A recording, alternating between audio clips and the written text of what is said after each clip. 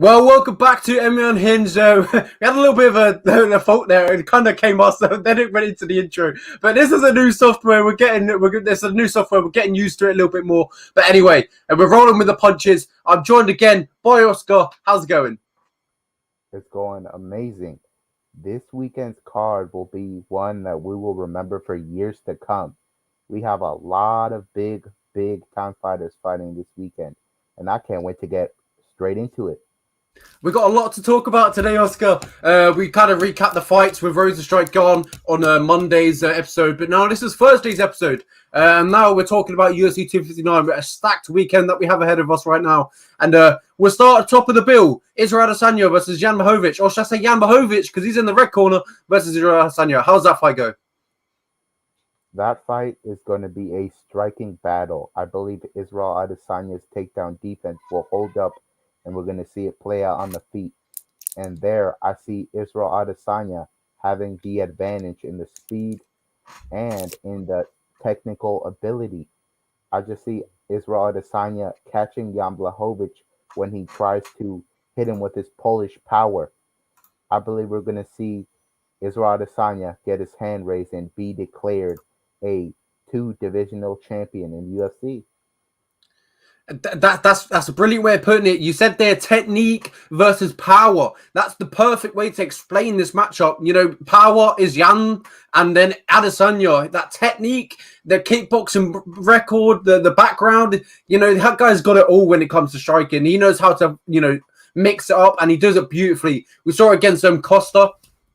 That beautiful left hook, put him down, finished him with punches on the floor, then did whatever he did after that. We won't talk about that. But anyway, he looked great against Costa, looked great against Whittaker, and his only, bump in the road was Gastelum, and Gastelum has had a little bit of a bump in the road after that. But man, this guy's a killer. Technique versus Adesanya, technique versus Jan Blachowicz, and I think it's going to be advantage to Adesanya. I think the only way, the path to victory for Jan Blachowicz is either he lands that big right, big Polish power, or he gets the fight to the ground. And in my opinion, he doesn't really have the tools to get the fight to the ground. But I'm not underestimating him. I think he's got a great ground game. I think he's even a Brazilian black belt on the ground as well in BJJ. Yeah, exactly. So, he's got some skills on the ground. He can possess maybe Adesanya some troubles there. But in my opinion, I think the takedown defense of Adesanya will hold up. I believe that this will go to the judges' scorecards. I did say Adesanya would clip him, but I do think Jan Blachowicz is pretty durable, despite the fact that he got finished by Thiago Santos in 2019.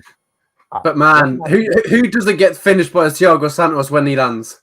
That guy's an animal. Thiago Santos has 11 knockouts in the UFC. The record is 12, so that guy has insane power.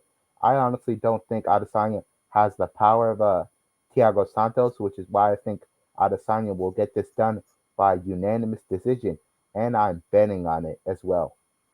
Yeah, I agree with you. I've got Adesanya decision. I think that is a definitely a must pick. But anyway, co-main event in the evening. This one's probably easier to talk about, should we say? Megan Anderson versus Amanda Nunes for the women's featherweight championship of the world. And this is going to be a one-sided fight for me. I think Nunes can take the fight wherever she wants. I see Anderson not posing that, that takedown threat that maybe Spencer kind of had. I think Amanda can take this fight wherever she wants. She can take it to the ground, do ground and pound damage on the floor, or even striking. I think she holds that advantage. The only problem that Anderson has is that reach, the size. She's a real 145 pounder. She cuts down to 145 pounds. So did Chris Cyborg, Spencer, all them women, they're legitimate 145 pounders. And this is a big one as well. She like 6 foot as well? Yes, she is. She's a 6 foot. But exactly, it won't matter. The reach, the advantage reach, I think Nunes will be able to get inside, maybe land some huge bombs, and maybe get a TKO finish on the ground. I think she'll land that ground and pound and eventually get a finish. Yeah. Megan Anderson has been submitted twice in her career in the first round, once by Felicia Spencer in 2019 and before that by Cindy Dandios in 2015. I think Amanda Nunes is levels above those two. In fact, Amanda Nunes completely dominated and nearly submitted Felicia Spencer herself in the last fight. So I have all the confidence in the world that Amanda Nunes is going to get this done by first round submission. If you saw Wow. that fight between Megan Anderson and Norma Dumont is a bantamweight. They brought her in as a featherweight because there's nobody else for Megan Anderson to fight. So they brought in Norma Dumont to basically to feed her to Megan Anderson. And Megan Anderson did what the matchmakers expected her to. She knocked her out in the first round. And if you saw that fight, Norma Dumont actually was able to get Megan's back against the fence. And if that's Amanda Nunes doing that, Amanda Nunes can probably get that single leg and eventually take her back and submit her. Exactly, 100%. A perfect way of putting it. That's the way I see the fight going. Amanda Nunes probably eventually getting that fight to the ground, but maybe via strikes. I think she hits him with a few big bombs, rocks. Maybe Anderson gets the fight to the ground and finishes off with some ground and pound to finish the fight. But this fight is stacked, and that is the second championship fight. And you're probably thinking maybe that's it. Nah, we've got a third championship fight on this card. And it's probably the most interesting one, in my opinion, the most 50-50 fight that we probably have on this card. Aljamain Sterling versus Peter Yan. This fight is so close on paper. And I'm interested to see where, Oscar goes from here. Almost called you Oliver. Well, we already played this fight on UFC 4, and go check that out when you can. And Aljamain Sterling got a second round submission via arm triangle. I think this fight might play out a little differently. I do think that Petr Yan will present a huge danger to Aljamain Sterling on the feet. Petr Yan is a monster. If he wins this fight, he's going to have the longest bantamweight streak in UFC history, surpassing Renan Barão. Think of that. I think Petr Yan, his submission defense is probably not as good as some think it is. Aljamain Sterling was able to submit and choke out Corey Sandhagen in a minute. That's how long it took him. Just a minute. And if you think Petr Yan's submission defense is better than Corey Sandhagen's, I don't agree with that. Petr Yan likes to keep it on the feet and beat you up. He puts beatings on guys. The beating he put on Jose Aldo will be cemented in my brain forever. That was a brutal beating that we saw in the fourth round. And I do believe that we could see a stoppage in this fight by strikes due to Petr Yan, but I don't see it going that way. I think Aljamain Sterling can really tire out Petr Yan by taking his back and being a human backpack. And in the fourth round, the pressure will be too much for Petr Yan, and he's going to have to tap to Aljamain Sterling by rear naked choke. Wow, a big, bold prediction from Oscar. We love to see it. But I've got a different opinion. I'm going the other way. I've got Petr Yan in this fight. And the fight that convinced me that I'm going to pick Yan was Peter Yan versus Magomedov, who's just got a fight booked. Them two had brilliant scrambles in that fight, and them two are, elite wrestlers, both from Russia. And if you're from Russia, you know a little bit about wrestling, and we know that. We've seen that in recent years. If you're from Russia, you're coming into the UFC, you've got to have that wrestling background somewhere down the line. But yeah, we haven't really seen that from Yan in his UFC career, though. It's usually his heavy hands that's getting him the win. We saw it against Jose Aldo, as you mentioned. We saw it against Uriah Faber. Who else do we see it against? I can't remember the names he's beat. But yeah, we've seen it in most of these fights. Yeah, we've seen it in most of his fights. Mm-hmm. But in this fight, I think it's going to maybe go 5 rounds. I think we're going to see a decision. Maybe Peter Yan getting the best of him. I think this is going to be a close fight, close 50-50. I think maybe Yan might beat him to the scrambles a bit. I think he's going to be quicker. But if the fight does get to the ground, I do favor Sterling. This guy's a beast on the floor, an absolute animal on the mat. We've seen it in his last fight against Corey Sandhagen, who's no joke as well. We've seen that in his fight against Frankie Edgar. But, I think Peter Yan, he's got that heart. I think, as we saw in the Magomedov fight, he's got that heart, he's got that will, that determination. And I think we're going to see a great fight between these two men. And I'm favoring Peter Yan.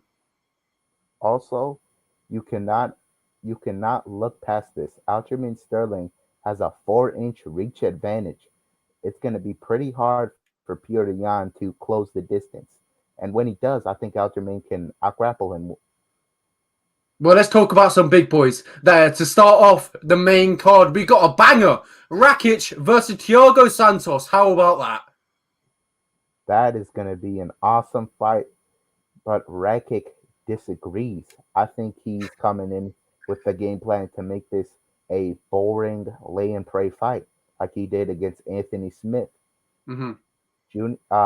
Thiago Santos did not look that great against Glover Teixeira, coming off the double knee surgery from the John Jones fight. He's older, he's 37, and Alexander Rakic is 29. So we're talking an 8-year difference and a guy coming off a major surgery and a loss. So I would have to side with the guy who's bigger and younger and has a better ground game. Thiago Santos is a black belt in Brazilian Jiu-Jitsu, but if you saw against his fight against Glover Teixeira, he looked like a straight up blue belt down there. I think Alexander Rakic is not going to care about any submission that Thiago Santos throws up, and he's going to keep him on his back for this entire fight. And if you watch the Anthony Smith fight, the ref didn't even stand him up when he was being fairly inactive. So I'm just going to side with Alexander Rakic by unanimous decision, but don't count out Thiago Santos. As we said, this guy has unbelievable power. Exactly. When there's the Thiago Santos fight, it's literally kill or be killed. This guy either finishes you or he gets finished. We saw in the Glover Teixeira fight, that guy really just got well, I want to use the word, but he kind of got dominated in that fight on the ground. And we saw Rakic in his last fight, he dominated Smith on the ground. So with that, as you said there, mentioned perfectly, the game plan of Rakic is probably to take Santos to the ground and, maybe use that as an advantage. And that's exactly how I probably see it going. I think Rakic is going to come in early, looking for that takedown, get the fight to the floor, and maybe, get his strikes off and maybe try and look for that ground and pound finish. But if he doesn't get it, Santos does have that one-punch power. We saw it again in the Jimmy Manuwa fight. That was a crazy fight, one of the fights of the century. If you haven't watched that fight, go watch it after this. Jimmy Manuwa versus Thiago Santos, incredible back and forth war between them two men. But Santos got clipped in that fight, and he clipped Manuwa. And Santos loves a war on the feet, but I don't think he's going to get it with Rakic. I think he's going to be more composed, stick at range, and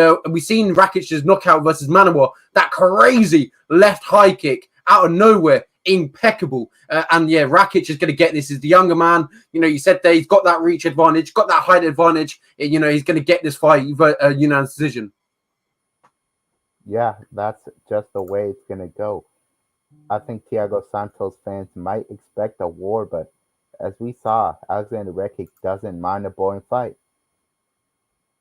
Exactly, 100%. But to think about this, Dominic Cruz, a guy that's a former bantamweight champion, his last fight he fought for the belt. The fight before that he fought for the belt, and then the fight before that he fought for the belt. This guy has had 4 fights in a row fighting for the bantamweight championship, and he's fighting on the main event on the prelims. That's crazy. Yeah, this card is so stacked. Those guys got stuck on the prelims. Mm-hmm. So while we're on the topic of the fight, who takes it? I do think that Joseph Benavidez is simply the better fighter. I don't know why Askarov is the favorite. No, Cruz. Oh, Cruz, yes. Yeah, two lighter weight classes, WEC guys. Yeah, I got it mixed up. I'm going on both guys. Both guys are underdogs. Well, I can also say the same thing. I believe Cruz is the better fighter, and I don't know why Casey Kenney is the favorite. Casey Kenney is coming off a 4-fight win streak, but before that, he got out-muscled and out-grappled by Murad Bawashvili. And Dominic Cruz's wrestling isn't too bad, but I don't think Dominic Cruz is going to have that game plan. Dominic Cruz has the best footwork in UFC history. He's one of the greatest of all time, in my opinion. If you're going to make a list, I say definitely put him in your top 20 of all time. Though he lost to Henry Cejudo, there's no shame in that. Before that, he lost to Cody Garbrandt. There's no shame in that either. This is a huge, huge drop-off in competition. Casey Kenney was fighting in the prelims in his last outing against Nathaniel Wood, and he looked amazing in that fight. He showed that his leg kicks are amazing, and that could be a huge tool for him against Dominic Cruz, who loves using his feet to move around. And we've actually seen him come out with tape on his feet. So I still don't think his his legs are 100% after all those injuries and surgeries. But John Anik did say that Dominic Cruz has had a full camp and he's looking great. Let's not forget, in this fight against Henry Cejudo, it was in the middle of a pandemic on a month's notice. He did not have the best of training or enough time to prepare properly. He just took it because it was an opportunity of a lifetime against Henry Cejudo. So I just think Dominic Cruz is going to look even better than he did in his previous fight, and he's going to remind us that he should not be counted out. And I do think he's going to find his way back into the top 5 of the bantamweight division. You mentioned it when you started speaking about the fight. This is going to be a beautiful striking match between these two men. We're going to see this fight contested on the feet. It would really surprise me if Kenney came in with a grappling game plan, but I don't think that's going to be the case. But Kenney has that beautiful body kick. We've seen it recently in his fight, and but I really don't see it landing on Cruz, because Cruz has that awkward stance. He likes to switch, and I just don't think it'll be there for him for the fight. But the calf kicks, on the other hand, we saw that in the Cejudo fight. Cruz got clipped by them quite a lot. And if Kenney comes in there with a calf kick game plan, maybe to just chop down them calf kicks early on, that would be maybe something that Kenney would come into. But having that said, I think this is going to be a great fight between these two men, and it's going to be really close. I think this maybe be a split decision. I'm going to favour Cruz in this one. But if Kenney can come in there, get them calf kicks working early, often, I think it could really a pay factor in this fight. Also, if you like betting, this fight is 100% going to the judges. Dominic Cruz historically has gone to the judges, and Casey Kenney only has one knockout by knee. So he really doesn't have a ton of power in his hand. So I can guarantee that this goes to the judges and Cruz gets his hand raised. Well, one bantamweight absolute showdown onto an absolute bantamweight slugfest. I think this is going to be a great fight between these fighters, and I think it might even be fighting like a contender. I'm calling it now. Two prospects in this matchup, and I think whoever loses in this matchup, it's a great learning curve for them. They're going to come back anyway stronger. This is a great matchup, and we've seen recently with the UFC, they've got a lot of prospects versus prospect matchups, and I'm kind of liking it. We're going to see. I'm very fond of him, but also I'm not very fond of him because I like to see him grow in the division. Maybe fight later down the line. But in my opinion, Yudong is definitely the better striker, faster, and definitely has the power advantage. But it won't surprise me, if we see Phillips come in here with a grappling heavy game plan and use that Gracie Brazilian brown belt. But Phillips is awkward also on the feet. We saw that that maybe might trouble Yudong in this fight. He's very awkward on the feet. But I still see Yudong getting this one done. But I feel in the back of my head and in my mind, I don't know why, I feel like Oscar might be going the other way. No, I actually agree with you. Yep. Song Yudong is fundamentally better, which is why I'm picking him. He's well-rounded. He has one-punch knockout power, as we saw in his fight against Alexandre Perez, a brutal knockout, which is very rare for this division at 135 pounds. Kyler Phillips actually lost 2 of his last 5, so I don't know why he has an insane amount of hype around it. I just think it's because of his creative style of fighting. I don't think it'll give too many issues to Song Yudong, who's actually coming off a win over Marlon Vera, which I don't think was a win, and that was at featherweight. So let's not talk about that. But I do think that Song Yudong can outstrike him across 15 minutes and probably get the win by unanimous decision. But this is going to be a close fight, and Kyler Phillips can always take him down. But we've seen Song Yudong get right back up. Exactly, 100%. Moving on to a flyweight fight, a really close one to call on paper. Joseph Benavidez versus Askarov. Askarov getting his chance, step up in competition versus Joey B. His last 2 fights for a belt at the flyweight championship. We saw him, get finished twice in that fight, and the second one absolutely brutally. That one was vicious to see. That picture of him in that rear naked choke, or was that the first one? And he's like, his eyes are like rolling back. That's vicious. That's incredible. That's the second one, yeah. That photo right there with his eyes rolling back and he's out unconscious, that will live in my head until the day I die. That I hate to see that. But, Joey B is a veteran. And we've seen in the past, his scrambles are really good. His wrestling is incredible. And when he gets on his back, he's really quick at getting back up. He's really good at getting back up to his feet. And I think maybe Askarov will look for the takedowns and maybe land the takedowns, but I think Joey B gets straight back up. But Askarov is definitely the harder hitter on the striking, when he's on the feet. He's definitely hits harder. We've seen that in the Tim Elliott fight when Tim Elliott was out on his feet. That was incredible. But I think the volume of Askarov will really put him in trouble in this fight. I think Joey B will be more active on the feet and maybe, just be more active and just hit him with more punches and more significant strikes in this fight. And I see Joey B getting the decision win. Yeah, I already started my breakdown for this. I said that Joseph Benavidez is the better fighter, and I don't know why Askarov is the favorite. But let me go deeper into it. Joseph Benavidez has not fallen off. He's just lost to Davison Figueiredo twice in brutal fashion, but besides that, he's an elite fighter. One of the few losses he had before that was Sergio Pettis, Demetrius Johnson, and Dominic Cruz. Those are all great fighters, and I don't see why people are assuming that he's done. The only reason he's back is because he discovered why he's still fighting, despite the fact that he'll never get another title shot.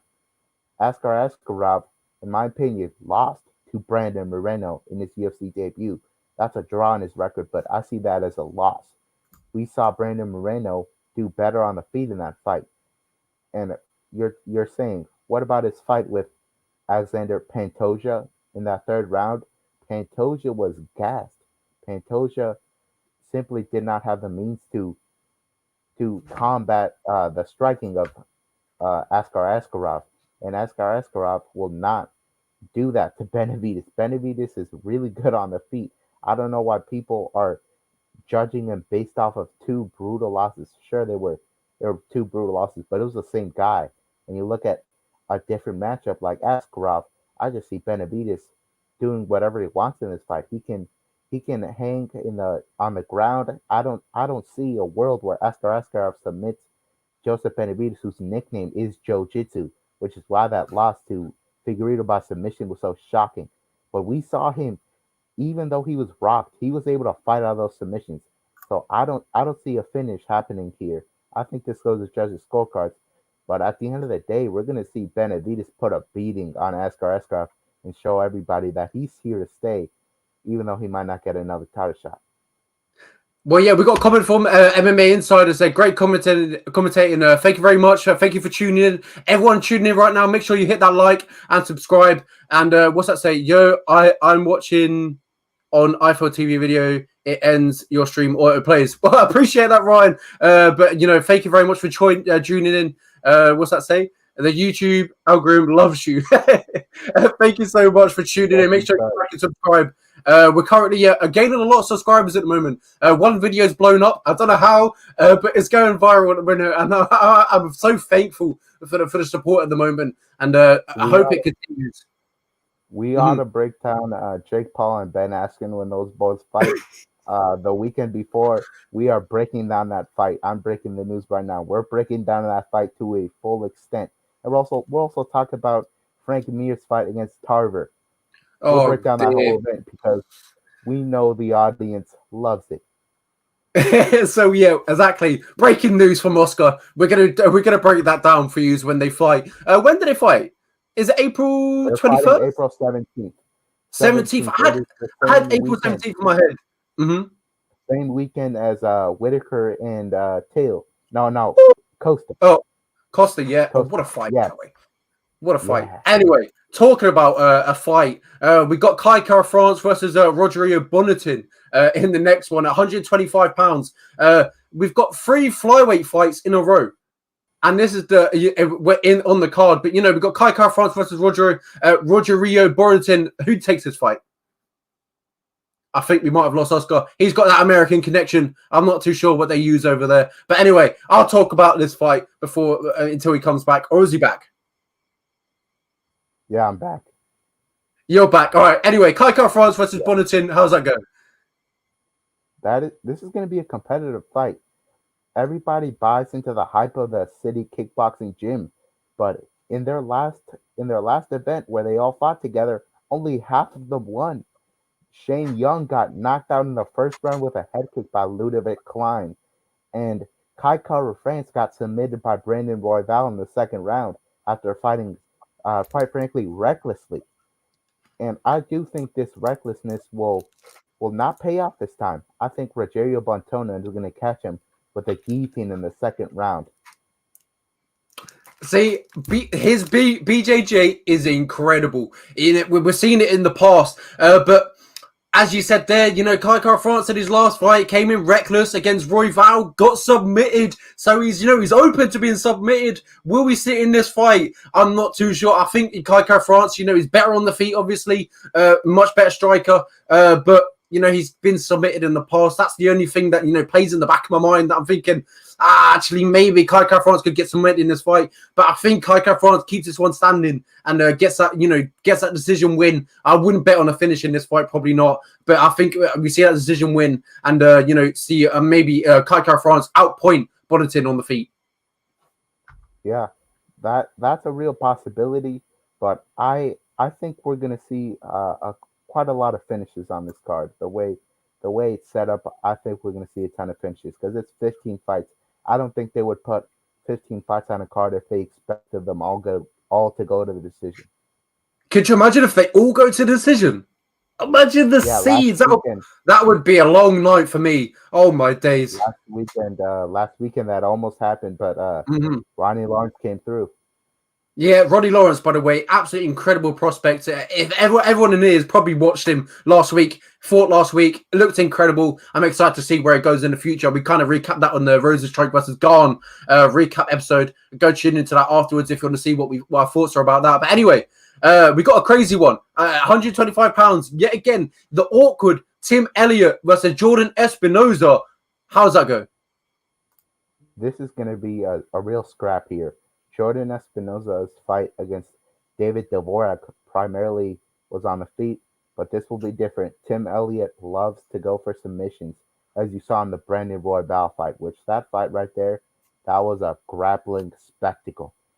Tim Elliott predicted a second round submission last time against Benoit. He didn't get it, but I think he will get it this time because we've seen Jordan Espinoza get submitted multiple times. And I just see Tim Elliott finally getting a submission that has really escaped him in these past couple fights.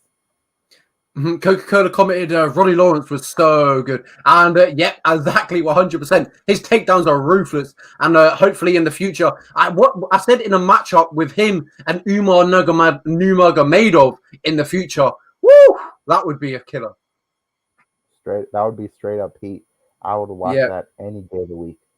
Anyway, we've got Tim Elliott versus Jordan Espinoza to talk about. Two very different styles in this fight. And it's very clear because Espinoza, in the pre-fight interviews before this fight, he said he wanted a knockout. And Elliott said he wanted a submission. So that was a bit weird. And Espinoza in the past, he said there perfectly. He's been submitted in the past. And it's going to happen in this fight.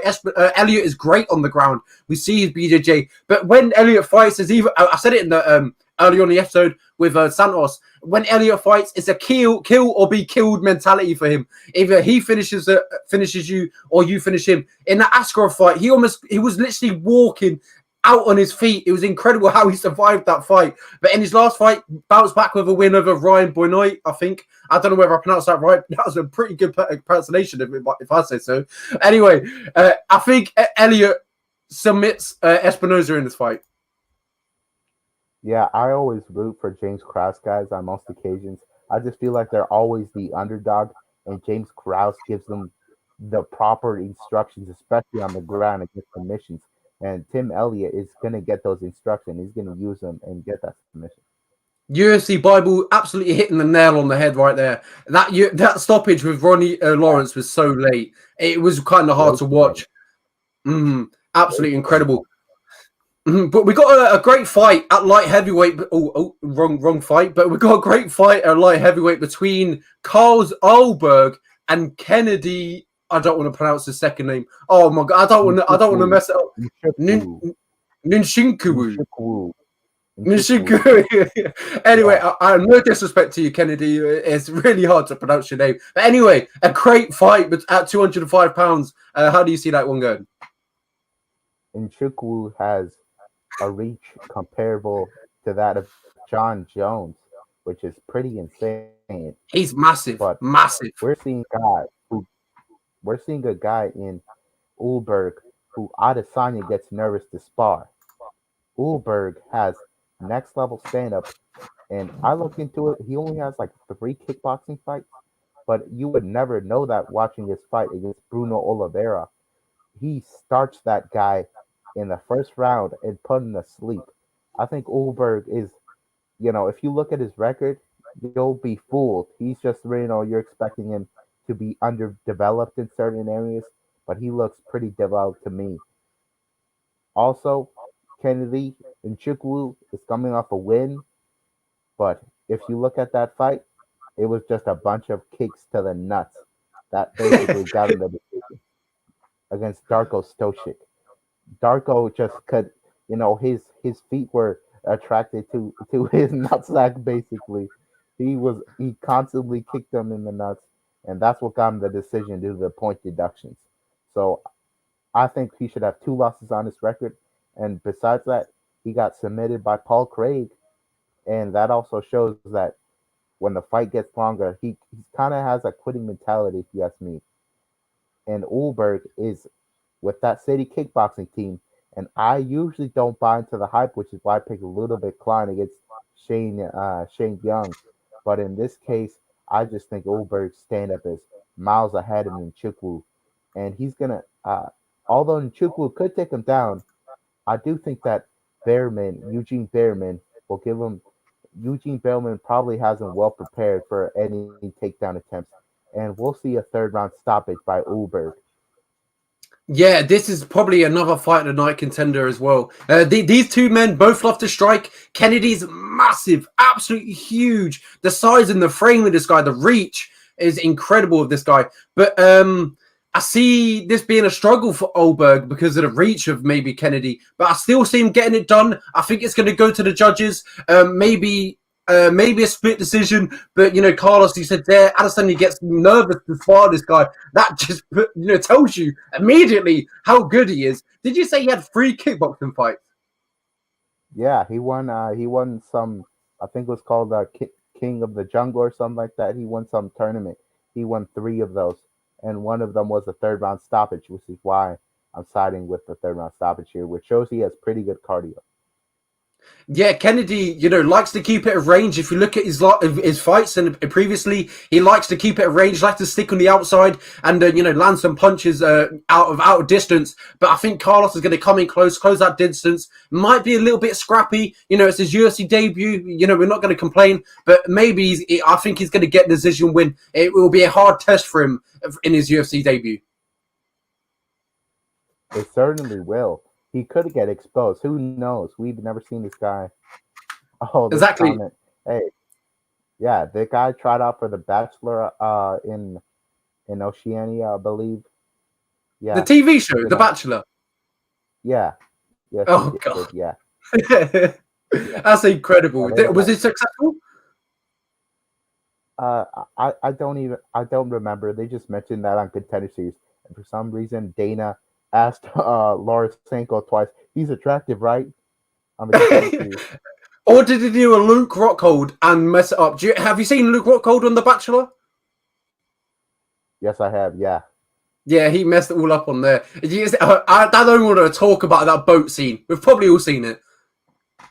Yeah. Absolutely terrible. Yeah. Well, we got a great matchup, to almost start off the card. We got Sean Brady versus Jake Matthews. An absolute incredible fight between these 2 men. This is a great matchup.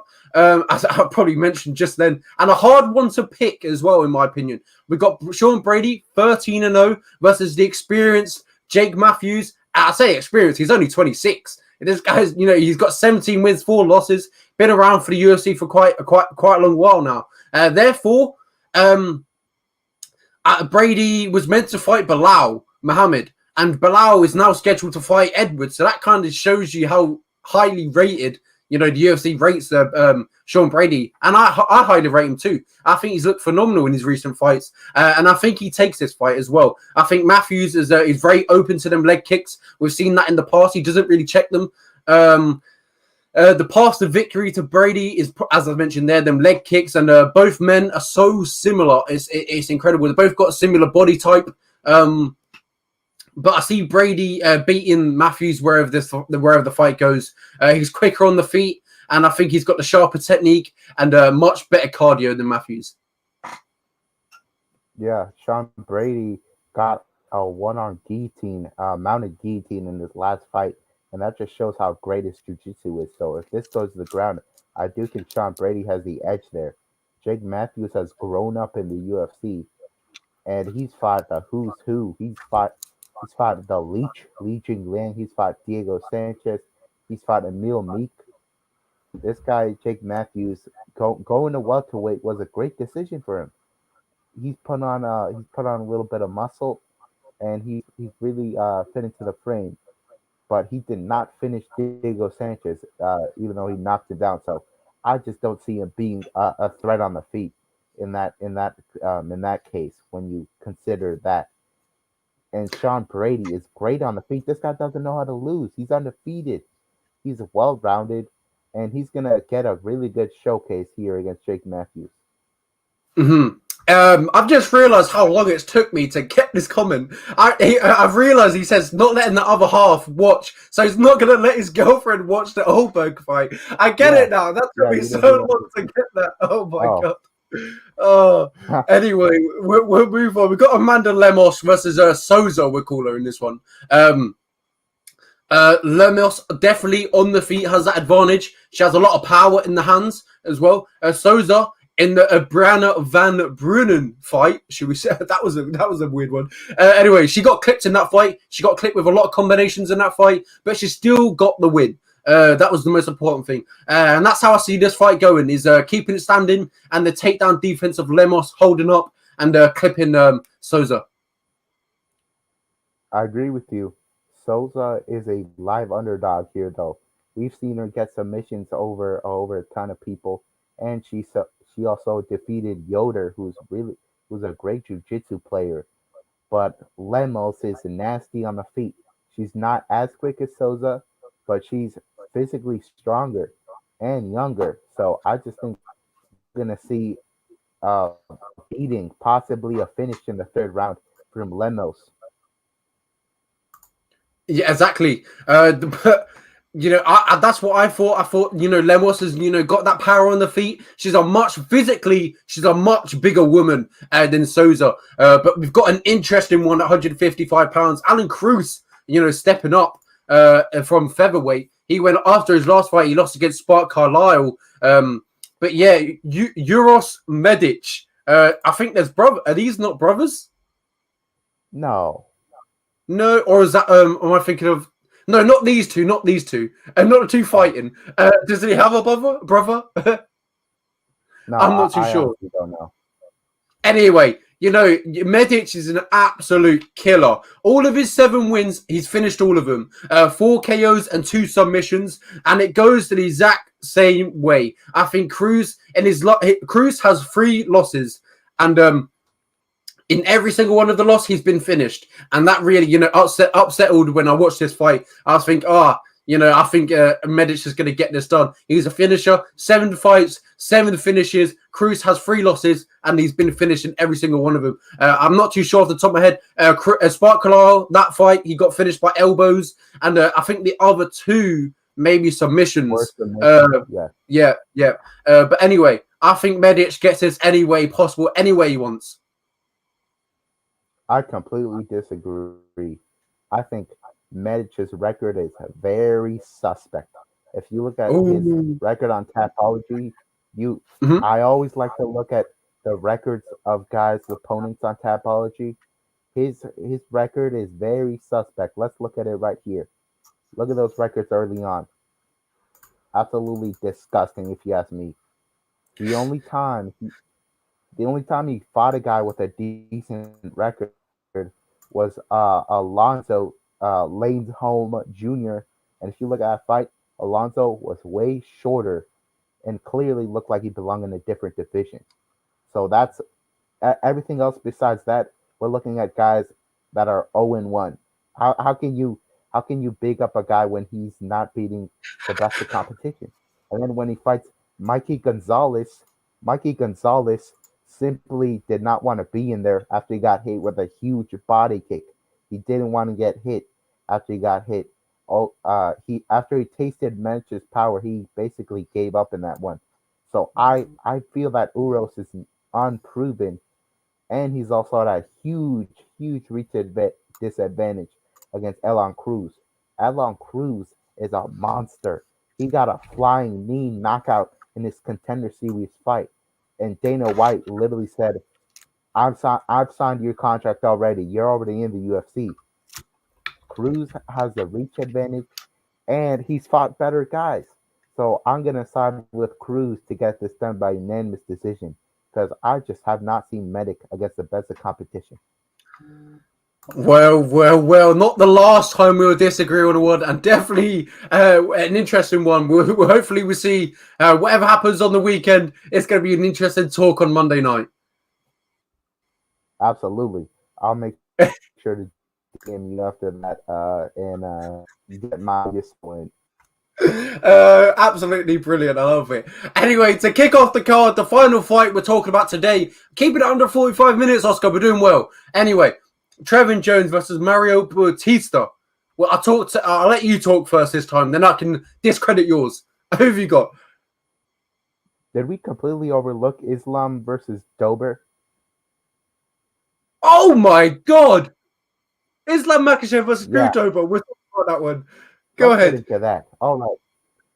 Islam did get knocked out in one of his UFC fights, and people tend to overlook that when they're talking about this guy as the next Habib and whatnot. But since then, he's barely gotten hit. He's had dominating performances, and he's just looked like he could be a contender. In fact, he was a minus 500 favorite against Dos Anjos in a 5-round main event, which is why I think he can get a third-round submission against Drew Dober. Drew Dober's been submitted multiple times in UFC by Beneil Dariush and by the Canadian gangster, uh, what's his name? Olivier Yeah, Abu Mercier? yeah, Mercier, Yeah, Abu yeah. Mercier. Yeah, he's been submitted multiple times in the UFC, and Islam is no slouch on the ground. If you listen to anybody training at AKA, Luke Rockhold, Daniel Cormier, Habib, they all say this guy's up next. This guy is AKA's best hope for a champion. And I do believe he could fulfill that, but right now he's got to get past a really tough Drew Dober. Dober's coming off of two knockouts that were really that yeah, the Connor Aldo perspective, that is a good point. All you can't define a guy based off of one knockout.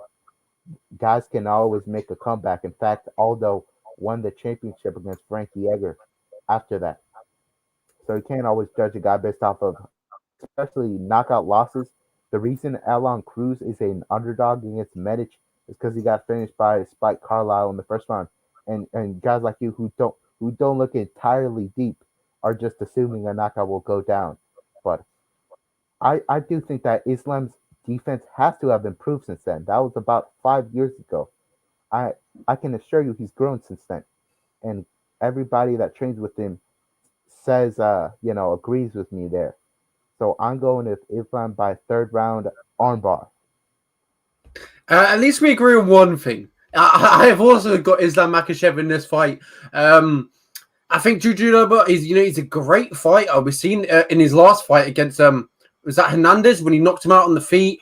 Then we saw the knockout against Nazar Hakapras, that was brilliant. But you say there, the Islam Makhachev knockout, that was, as the UFC Bible perfectly put, that was before Conor and Aldo.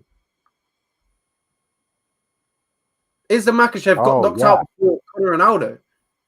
Oh, I didn't read that comment fully. I just but yeah, that's another solid point. That was years ago. Conor wasn't even that rich back then. Just to give you a little perspective. But he's even richer now. He just sold proper 12.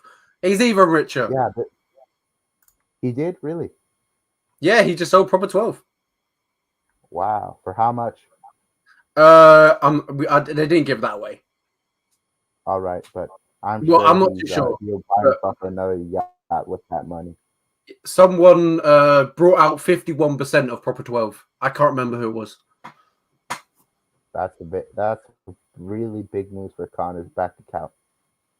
Mm-hmm. Yeah, exactly, 100%. But yeah, anyway, I've got Islam Makhachev in this fight, and I think I see him getting a submission win. I think he's absolutely dangerous on the ground, and his striking is getting much, much better. I think there was a clip of him on his Instagram, him striking, and I was very impressed. I think he's looking sharper, more looking crisper. But you just got to in this fight, we'll definitely see how his striking defense is, and I think it's going to live up. And I think he's going to surpass this fight and get another win inside the UFC. We were talking about the final fight of the night, Mario Batista and Trevin Jones, and we'll keep that short and sweet. Jones is not that great of a fighter in comparison to Batista, who only has one loss to Corey Sandhagen on short notice. I don't think you can detract anything away from the guy from losing to Corey Sandhagen, a guy who's so huge. Also, Trevin Jones' last fight, it's been overturned, but anybody who watched it live knows what went down. He got a knockout against a huge favorite in geez, why is his name slipping me? Miles Jones? Slipping me. Oh no. I know who you're talking about. Yeah, Timmy Valiev. That's the guy. Timur Valiev. Was a huge favorite. He dropped him to the body in the first round and nearly finished him, but he blew his load doing so. So he was just way too gassed and he got knocked out. Mario Batista is smarter than that. Mario Batista has actually won most of his fights by decision. So I think Mario Batista is gonna coast to a decision win because he's better and he could also get a submission here. I just think Trevin Jones is just the best fighter and Batista is a real prospect. Yeah, Batista, stepping in at short notice because, Trevin Jones was meant to fight Randy Costa, and that was a fight. I think that would have been a cracker of a fight, a definitely fight night contender. But, this fight, I think it's in the past against not stellar competition. Jones has used his wrestling, uses submissions. Outside of the UFC, I think, what was it? 6 of his, is it 6 of his wins outside the UFC? If 3 of them are submission, something like that. Anyway, except from the power in the hands of Jones, I think Jones definitely does have the power advantage of standing. But we've seen last time out, he showed a somewhat. No, not last time out. I don't know what I'm trying to say here. Anyway, he's got power advantage on the feet, I think. But Mario Batista is a real prospect, as you mentioned there. And we saw in his last fight that flying knee against Miles Johns, who everyone thought he was going to be, the next big thing. He's 10-0, he was undefeated, absolutely, knocked him out with that flying knee. But we've also seen Bautista, he's susceptible for a flying knee. Look at the Corey Sandhagen fight. Corey Sandhagen hit him with that flying knee, eventually finished him with armbar. But Bautista gets it done. I think he gets it done in the judges' scorecards 30-27. I think he's better in every aspect in MMA. Yeah, I agree with you, and I'm probably going to be betting on him too. I actually have a lot of money betting on this fight. It's going to be really fun. Lemos by KO, that's a real possibility. I think if it happens, it'll happen late. But I'm not picking it because of Souza. Souza's never been finished by strikes. That's why I'm not picking it. I think Souza's fairly durable. We saw that in the Branio Van Brunen fight, when she was getting hit by them combinations, and she just, stuck in there, toughed it out. But yeah, it's a great fight nonetheless. Lemos, she's a beast. She's a physical specimen, and she's definitely got that power advantage. Interesting to see where that goes, though. Anyway, that's the wrap up of UFC 250. I keep calling it 258. I don't know why. UFC 259, Blachowicz versus Adesanya, Nunes versus Anderson, and Peter Yan versus Aljamain Sterling.